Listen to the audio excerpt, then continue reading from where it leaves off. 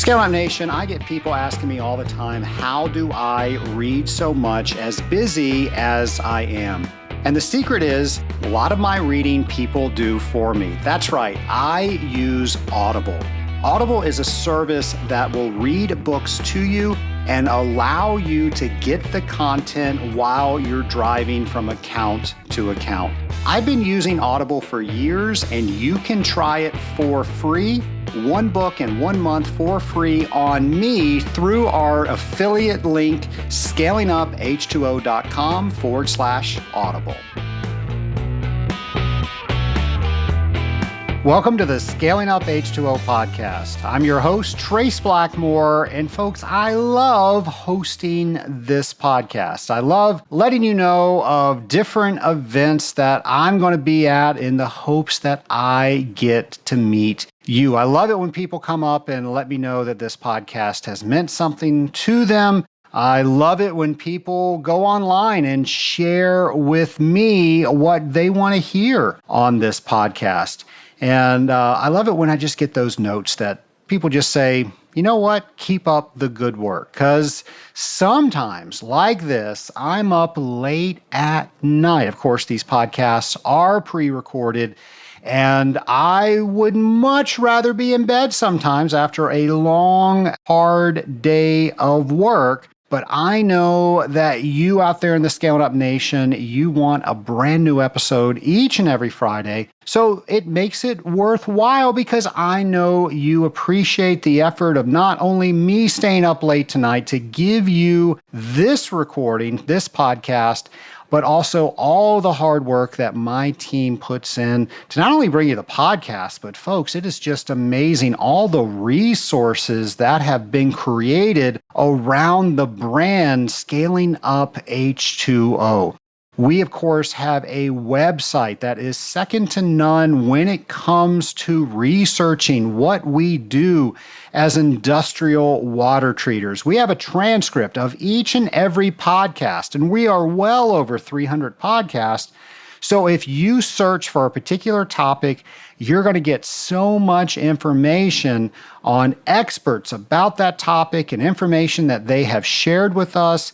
It truly is amazing of all of the data that we have collected over the years on the Scaling Up H2O podcast. But it does not stop there because we've also started Scaling Up H2O Academy. And this is where myself and other team members are creating courses for you to take on your own designated time when you want to absorb these courses and take these courses. I think in the last time I checked, there was like 110 different courses that are in the works that we are trying to make. Of course, we're trying to get new courses on our platform each and every month, and so many people have taken advantage of that and learn more about this amazing industry. So many people have used this to bolster their confidence and obtained their certified water technologist designation.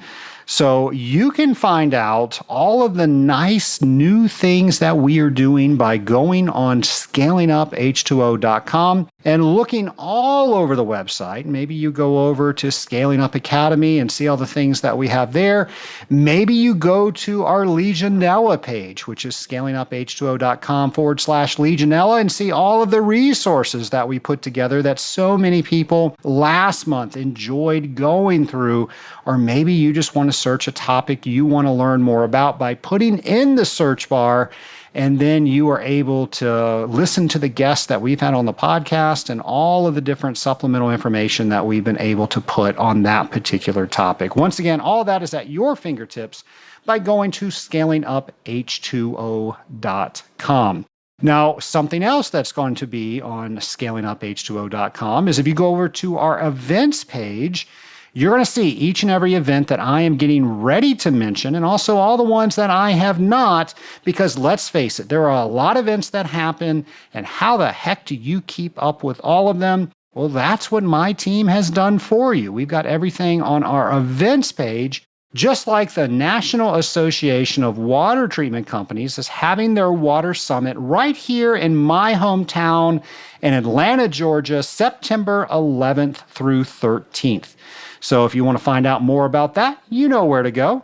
Same place to go to find out more about the Water Pro Conference taking place in Aurora, Colorado, September 25th through 27th. This is put on by the National Rural Water Association.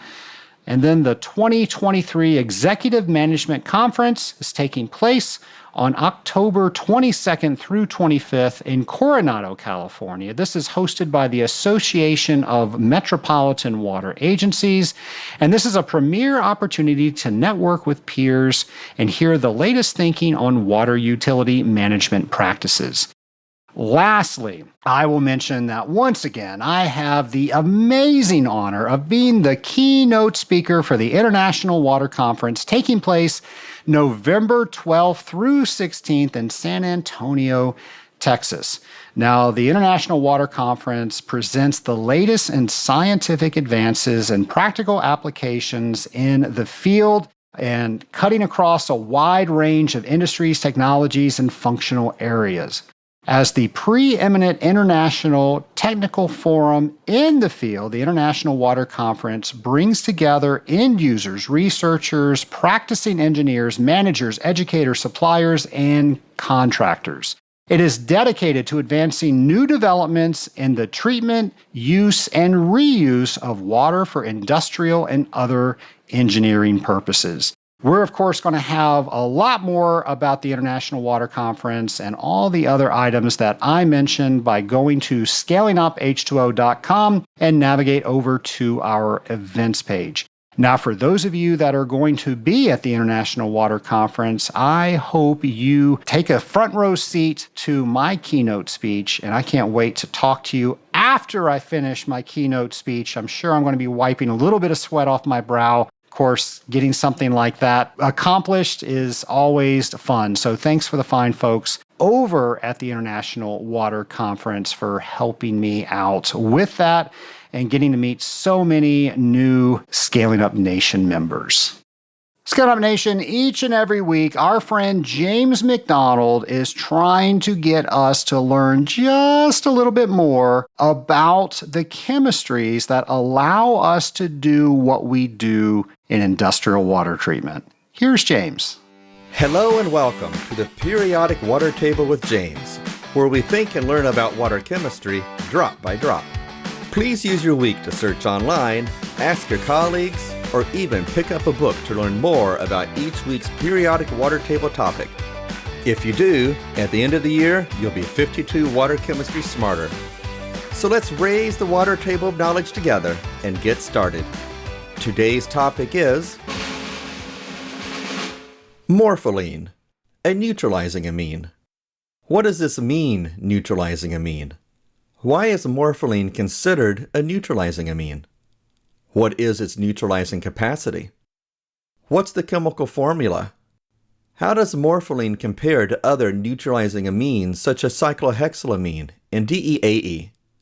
How does morpholine's distribution ratio compare to other amines? And why does this matter?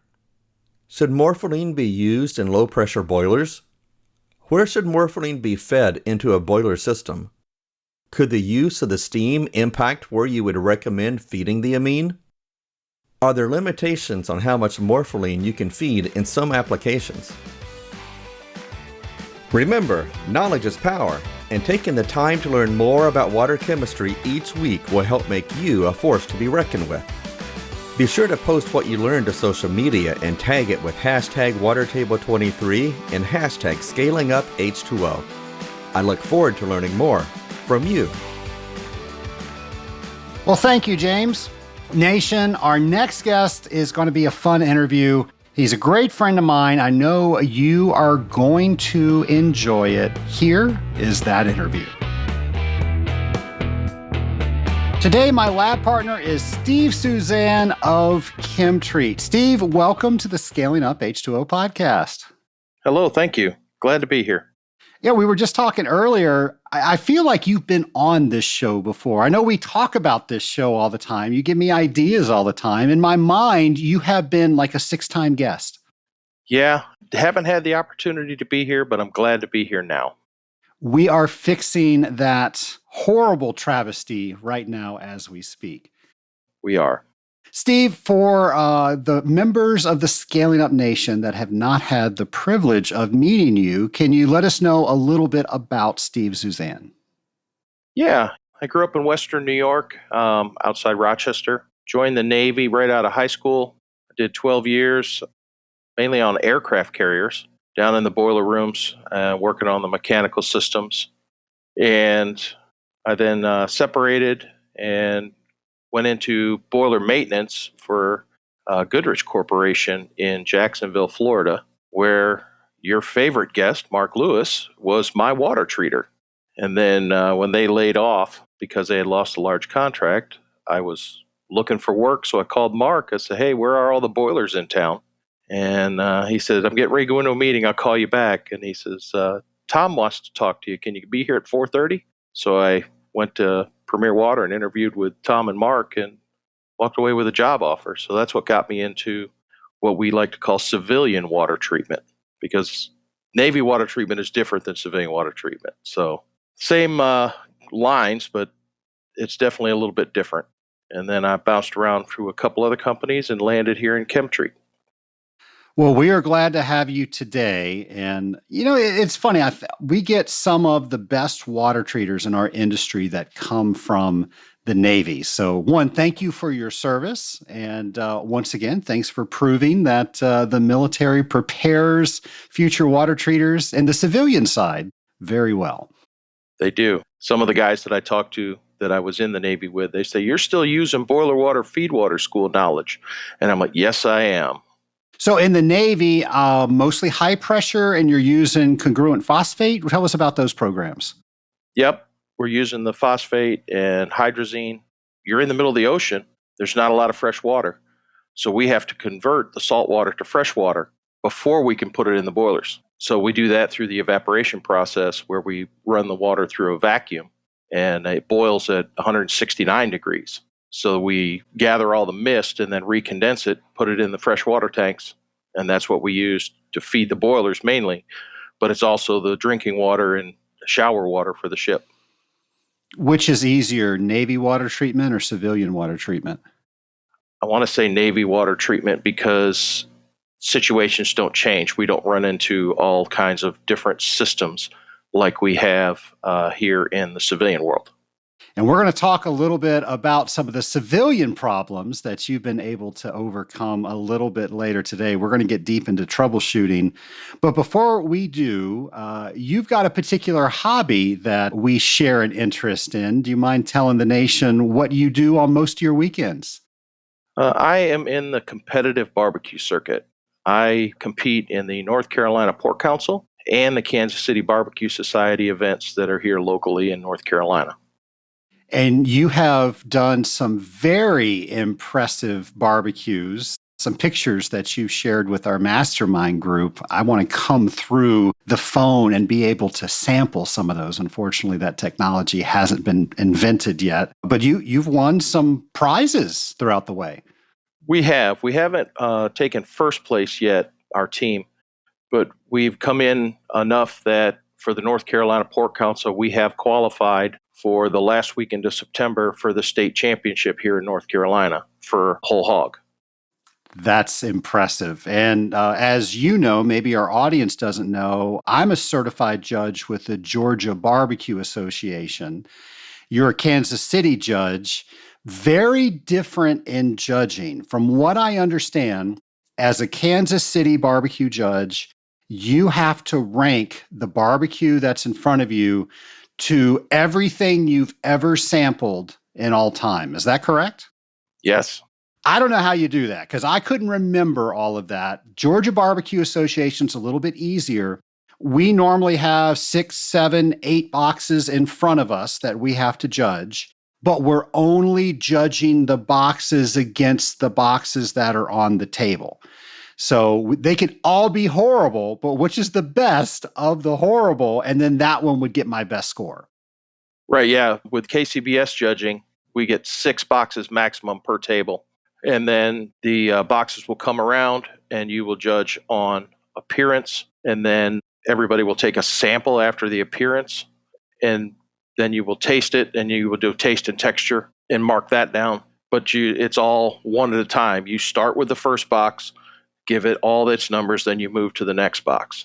You may think the first or second box is the best barbecue you've ever ate, but it could be the last box that comes around is the best barbecue you ever ate. So there's a lot of higher scores that can be given to the first box because, yeah, I think this is great, but then you get to the last box, oh my God, this one's even better, but you can't go any higher. There's a big competition here in Georgia called the Big Pig Jig, and I've always wanted to go a little bit early to that because that's where they offer the Kansas City judging course. I've just never been able to find time to do it. Make time. It is great. I've been through the Kansas City judging course twice now, and I've always picked something new up because I know in Georgia, you guys aren't allowed to put greenery in the box. That you will get disqualified if you have garnish in the box. That's correct. But with Kansas City, it's encouraged, but it's not required. And then it can only be a certain kind of greenery. It can't be the red leaf lettuce is one of the ones that can't be in the box. So if you get a box and it's got that red leaf lettuce in it, you have to disqualify it because it's the wrong garnish. Wow. But if it doesn't have anything in it, you can't judge it down because the team didn't put it in there because it's not required. So that's the same rules, even though we don't do garnish, but if one team had sauce and the other team didn't, they say you can't judge what's not in the box. Right. You can only judge what's in the box. There we go. We could talk about barbecue all day, but this is a water treatment show, so we're going to go ahead and move to another topic. And I thought we could talk about where you and I met, which was the Association of Water Technologies. Yes, I want to believe it was 2006 in Charlotte at the convention. That sounds right. So I'm curious, everybody has their own AWT experience. How did you get involved in AWT? And now you're involved in leadership. How did that happen? I was working for Premier Water with Mark Lewis, and he talked to me about the AWT. He took me to the convention. I had just earned my CWT earlier that year. And as soon as Mark introduced me to Angela, she says, "You're a CWT. Welcome to the certification committee." No choice. You're on it. No choice. I was voluntold to be that I was going to be on the certification committee. And I had served on the certification committee up until 2019 when I moved to ChemTreat. But then the AWT did this wonderful thing and allowed me to join as an individual member. And as soon as I hit submit and sent my individual application off, within 5 minutes, I had an email from Angela, "Welcome back to the certification committee." Well, let's talk a little bit about that. Last year, the AWT went ahead and wrote into their policies that individuals, not just companies, can join the AWT. Tell us about how that affected you and what exactly that is. When I went to ChemTreat is such a large corporation that they were not allowed to be a member of the AWT because AWT is targeting small companies. And being a CWT, it very much limited my access to the source of education pieces that the AWT offers. So I was no longer had access to the webinars or to the online quizzes so that I could earn CEUs. So it was beginning to be very difficult to get the CEUs required to retain my CWT. So once I was told about this individual membership, I joined right away because I instantly got back all the access that I had lost. So if somebody's listening out there and they're curious about finding out more about individual membership, you can go to awt.org, and I'm sure on their webpage you can read all about it. Yes. So you are on the certification committee. Tell us a little bit about what that committee does and specifically what you do on that committee. We actually write the quizzes that you can take to earn CEUs towards your CWT renewal. We review applications. We go all the applications that come in through AWT to become a certified water technologist, go through the committee. Angela randomly selects one person on the committee and sends all the information to them. And we go through it. We call contacts. We call references. We read over the paperwork to make sure that all of the boxes are checked properly. And then we return a letter to Angela that says, we approve this person to be a CWT. I've never declined anybody from getting their CWT because once they've passed the test and all the paperwork is correct, there's nothing really else to do. It's, yes, this is good. What would be one of the things that would allow somebody to want to decline that application? If there was a blatant forgery on some of the paperwork that comes in. So you're basically fact checking to make sure everything that came in was true and correct. Yes. Fact checkers. I like that term. So with that, there's so many organizations out there like the AWT. There are a lot of people that listen to this podcast, different types of water treatment professionals. But for those people that are out there in the Scaling Up Nation that do the same type of water treatment that you and I do, the CWT is at the top of the certifications that you can get to prove to everybody that sees those three initials beside your name that you have really accomplished something great within this industry. Anything you want to say to the audience to motivate people to get their CWT? I've actually seen it in a couple of bid specs where it's written in there that you have to be a CWT, or there at least has to be a CWT within the company that's going to oversee the account. So it has opened a lot of doors for me when I was with smaller companies anyway. I don't see it a lot with the larger companies that I deal with ChemTreat, but a lot of the smaller companies, I have seen it written into their bid spec that CWT is a required protocol for them to get the business. I've heard that and seen that more and more. So if you're out there and you haven't seen that, most likely it is coming very soon. Yes.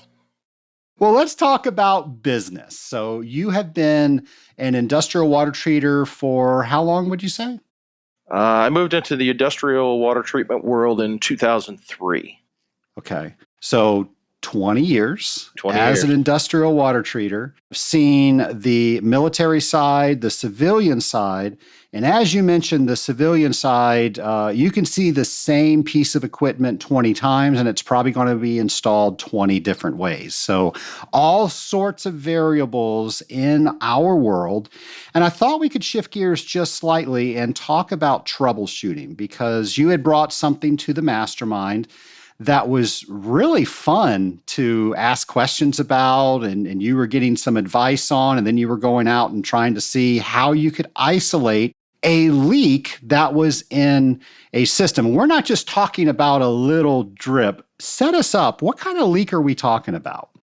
We have a very large customer with a large closed loop, chill water closed loop that is 10 million gallons system volume. And we were losing at a rate of about 100 to 110 gallons per minute of water loss. That's a leak. That is a leak, yes. So it was a big leak, and we didn't know what happened. We didn't understand where it was going. They actually presented the problem to me on a Tuesday morning, and it just happened to be that our mastermind call is Tuesday afternoons. So that became what my problem was that day. And it was a fun one to dive into. And if I recall, I think the first one was if you had to continue to treat this loop with the leak, how much, I think you were treating with molybdenum, how much you were actually going to have to put into the system. And we did some quick napkin math there, and we were talking totes. Totes, almost tanker truck. So that wasn't an option. No, it was not. It was not. It was a very expensive endeavor for this leak. So there are many people out there that haven't experienced the Mastermind. And since you just mentioned you brought this to the group, tell us a little bit about how you brought it to the group and then how we processed it.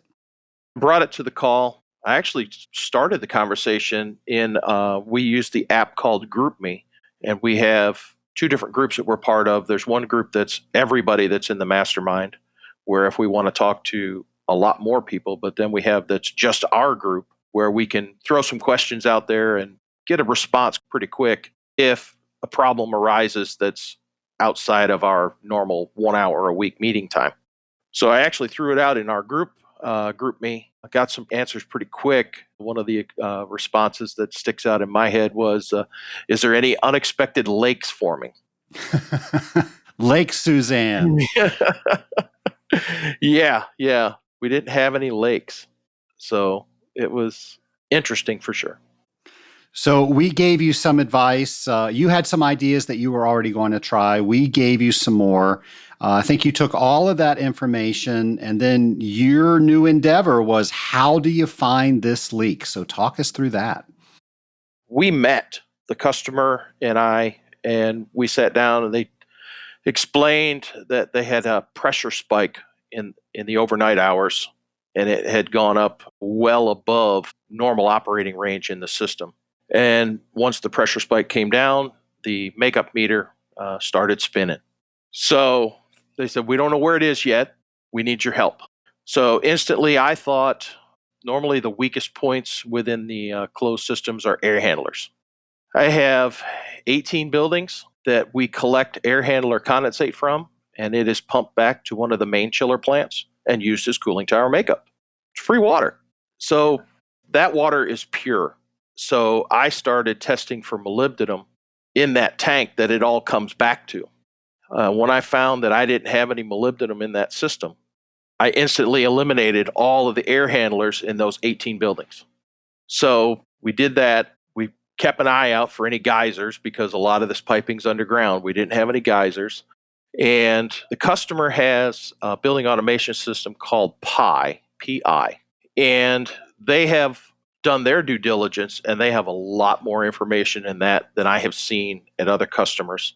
Every building has a flow meter for chill water supply, chill water return, going in and out of that building. So what we did is we took all of the buildings that had greater than 50% loss between the supply and return and put those in a list. Well, then we started looking at that list, and there were several buildings that had 20 gallons per minute in and 8 gallons per minute out. We're losing over 100 gallons per minute. So we kind of put those buildings to the side. And we focused on buildings that had more than 100 gallons per minute flow going in with a 50% reduction. And we narrowed it down to 3 buildings. So we sent people out, and I actually went out. It was one of the first buildings that I went to, just because where I was on their site, it was the first building that I came to. So I met a couple of mechanics there, and we went in and we just started looking and listening. We went to all of the air handler rooms, and we really didn't see anything, really didn't hear anything. Air handlers there's some loudness in there. So we started at the top of the building and worked our way down. And when we got to the basement, there was a foot of water in the basement. And I tested it because I had the ChemTreat kit for molybdenum, and I snapped off an ampule, and it instantly changed colors. I said, this is our problem right here. And there was an open pipe that was just dumping to the ground. So we went back and started tracing this pipe back and back and back. And up in the penthouse, there was a relief valve that had lifted. It didn't reset. And we had water in the basement because it was flowing water faster into the basement than the sump pumps could pump out. So that worked out to be where our problem lied, is in that building. The relief valve didn't reset. So they got a couple of hammers and tapped on it, and it finally reset. And in the basement, the water stopped coming out, and almost instantly the water meter stopped turning. So from the time you had the pressure spike to the time you found and corrected the problem, what was the elapsed time? About 5 days, because this customer site is huge. There's 26 miles of piping underground. So we had a lot of places to look. In 5 days, how much water was wasted? Over 1 million gallons. How valuable were you being able to find where that problem was? Very valuable. I went through 2 boxes of chemets looking for that molybdenum. So it was really helpful because a couple places they had thought, maybe it's this one because this is one of the older buildings. And if it's an air handler, it's probably in here. And it turned out that it wasn't. So having the chemets and being able to test for molybdenum rather quickly instead of having to do the powder pillow test and wait the 3 minutes worked out well. Yeah, that's great advice if you're doing a whole bunch of testing to be able to do or use those ampules. I mean, instantly you were able to get a result. That's pretty smart. I wasn't looking for a specific number. I was just looking for the presence of it. Mm-hmm. So, yeah, it came in handy. The kit that I use does 20 ppm to 200 ppm. So we run 150 normally in the system. So as soon as it changed color, I knew, okay, it's here. Or if it doesn't change color, okay, it's not here. The analytics that you had already on the system are fantastic. And wouldn't it be great if that was on every single system? Unfortunately, a lot of times the only way we find a leak is we're testing for nitrite or molybdate. It's there 1 month, we come back the next month, and it's not there anymore. So I'm curious, let's say we don't have a water meter. Let's say we don't have any of the analytics that you had available to you, but we had, let's say, 1,000 nitrite in the system, or let's say 100 and something molybdate in the system, and we test it 30 days later and it's all gone. What can we do to try to figure out what's going on in that system? If it all disappears that quick, there is definitely a problem. 9 times out of 10, it's a leak. Sometimes it could be microbiological. So I would run a full analysis, not just the specific chemistry, run a full analysis, compare it to the last full analysis you ran. What has changed? What is it as compared to what the makeup water is? And then start digging for leaks. There's going to be a telltale sign somewhere. Sometimes it takes a while to show its head. We had a church that had a leak. We could not find the leak. We had to install a water meter to prove that there was a leak. And boy, was there a leak. That thing was spinning off the hinges. I don't know if water meters have hinges, but if they did, those things would be spinning. And so we proved that there was a pretty good leak there. Nobody could find it. And nobody was really concerned about it as much as we were. And fast forward, I don't know, maybe a month, 2, 3 months, there was a sinkhole in the parking lot. There was the leak. There was the leak. Sinkholes happen. So no Lake Suzanne, but definitely all of the dirt that was allowing the parking lot to be a parking lot was all washed away. They, of course, dug that out. They were surprised that happened, and then they instantly saw the leak there. Found some other issues too, so they went ahead and did some other repair work, and now that's been a pretty tight system. I don't know about you, Steve, but isn't it a good idea to have a water meter on every closed system? It is. It is. I enjoy customers that like data, and a water meter is just another data point that helps them, but it helps us also. And as you mentioned, data is only important if you track it. And maybe you've got a fancy system that's doing it in real time, but most of the time you've got to go to the water meter and you write those numbers down on your field service report. And now you've got a trend. And with a lot of the service reporting systems that we're all using now, you can very easily track or line graph out that trend. And you can see very easily, and you can demonstrate to the customer when exactly that leak started. So I'm a proponent that if you're going to have data, do something with that data and put it into some sort of a system so you can use it to help you in times like that. Yes, we actually incorporate all of our water meter data into annual business reviews. Some of the larger customers, we actually do quarterly business reviews. And a lot of them now are starting to ask for the water meter data because water meters have helped me find more than just this one problem that we're discussing today. So you were looking for molybdate, and I really liked how you said, I don't have time to test, all of these sites and doing the regular, my dad would call that the Betty Crocker method. and you just decided to have the all-in-one ampules. I think that's a great troubleshooting tip to do a lot in a hurry.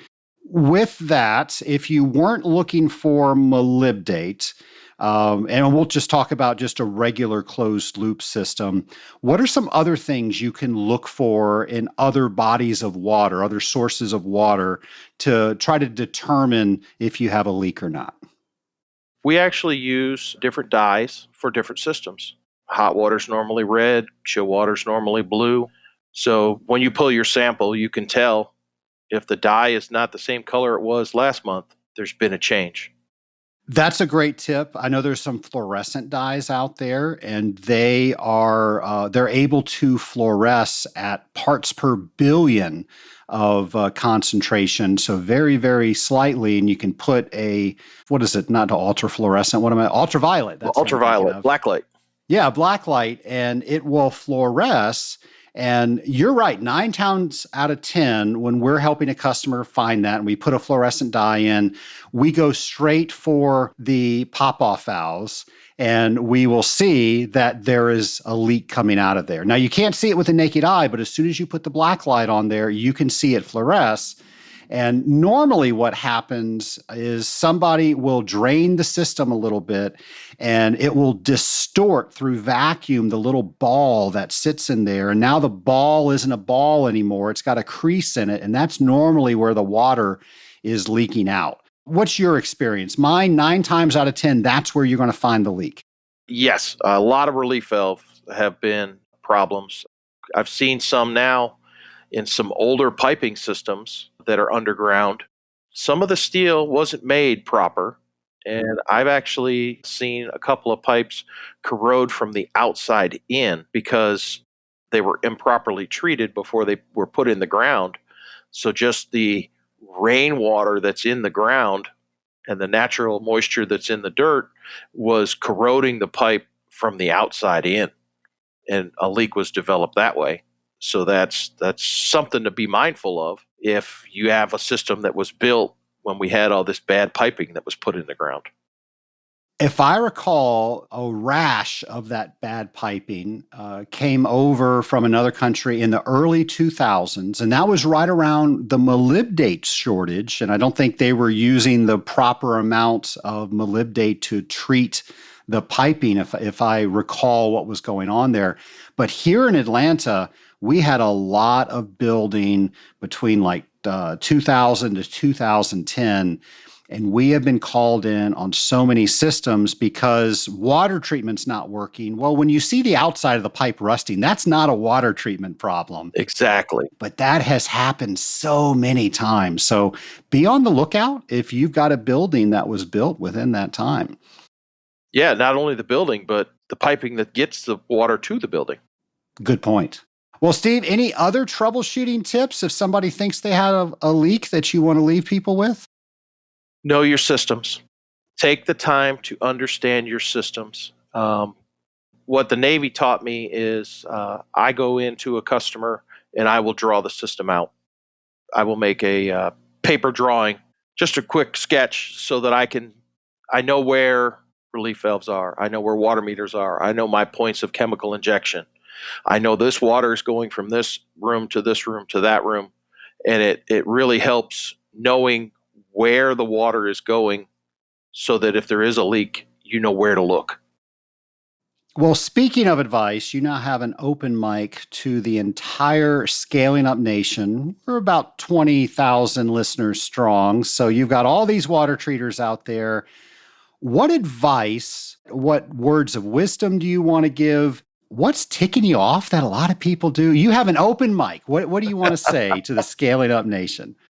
Build relationships with your customers. If I had not had the great relationship that I had with this customer, I think it could have gone wrong. The relationship opened up a very good line of communication. I did not get, it's the water treater's fault that we're having this problem. It doesn't fall back to, it's always the water treatment problem with some of my customers because I have developed a relationship with them and they can call me 24 hours a day. They know that. They normally don't, but they know that they can. And building these relationships has really helped me along my career. That's fantastic advice. Steve, if you had a leak on this same system, do you think you could find it faster now? We would be able to find it faster if it leaks on this system now, just because we went through this protocol as a team, and it will be easier to find it now. Well, as you know, I do lightning round questions with all of my guests. So you are now in the hot seat. Are you strapped in and ready to take the lightning round? All right, hang on. Let me tighten my belts. All right, let's go. Here we go. First question. If you could go back in time and speak with yourself on your first day as a water treater, what advice would you give yourself? Don't ever be the smartest person in the room. If you are the smartest person in the room, you are in the wrong room. I am always learning. I will say that is the most exciting thing about this job. If you do it right, you should never be bored. You never see the same thing twice. If you are washing, rinsing, and repeating, you are not doing this job correctly, because each and every day you should learn something new. So I love that answer. Thank you for that. What are the last few books that you've read?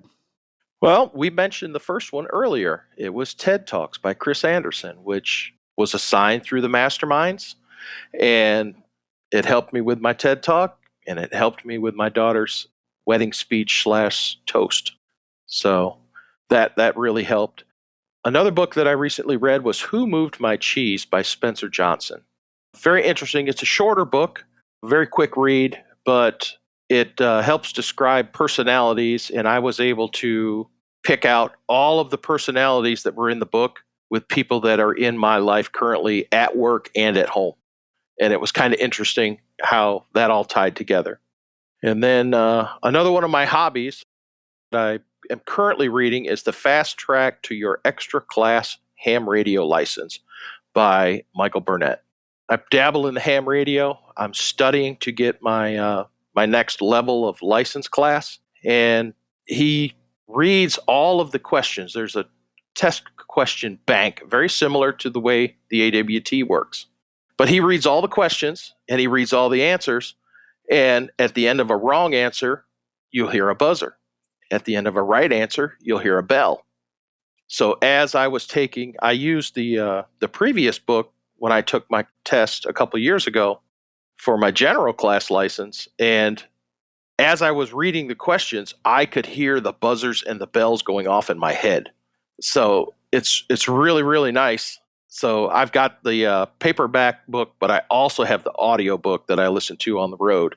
So that one has really helped me in my personal life. So when they make a movie about Steve Suzanne, who do you want playing Steve? This took me a while, but I had to go with Clint Eastwood.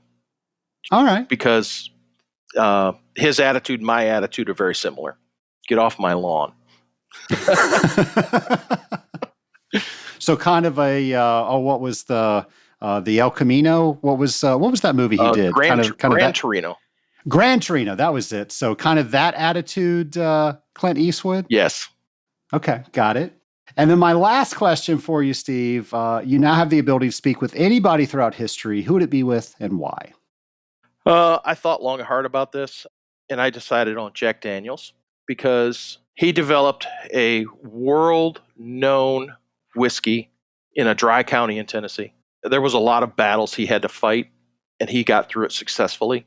And I just think talking to him would be a pretty good time. Well, speaking of that answer, next year the AWT is going to be in Kentucky, and we are thinking about how are we going to do a bourbon tour. So we're going to try to plan that with the Mastermind. So you're going to be an integral part of that, if I haven't told you that yet. And we're going to see if we can try to answer that question even more. Yes. And I am so looking forward to going to Louisville because I was scheduled to go in 2020, but COVID happened. So that was the one that was rescheduled, and we went virtual, and it just wasn't the same. Well, Steve, thank you so much for coming on the Scaling Up H2O podcast and really opening our eyes to some simple things we can do now that will really pay off in the future. Thank you for having me, Trace. It's a great time.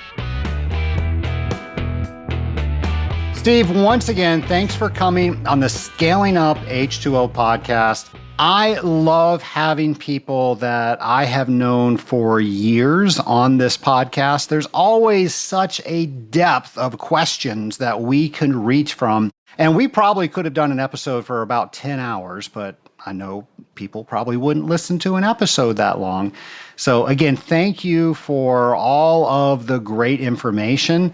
And as you know, Steve is a Mastermind member, and there are so many things that I have done that I am proud of in my career, but I think the one that I am most proud of is putting together the Rising Tide Mastermind. We are in our 4th year of having the Rising Tide Mastermind, and this was an idea that I hoped would work in our industry. And it has surpassed my wildest dreams of success. And the reason for that are people just like Steve. People come each and every week, and they are making the Rising Tide Mastermind their own. We're learning how to process issues together. We're learning how to share information that we have with other people, and we are getting further, faster, and having more fun in life by being a member of the Rising Tide Mastermind. Now, we just launched our 7th group. We're starting a waiting list for number 8. So I can't guarantee that the Rising Tide Mastermind is the right place for you. But if you want to find out, you can go to scalinguph2o.com/mastermind, and you can fill out an application. You and I can go through an interview, and we can see if it sounds like a good fit.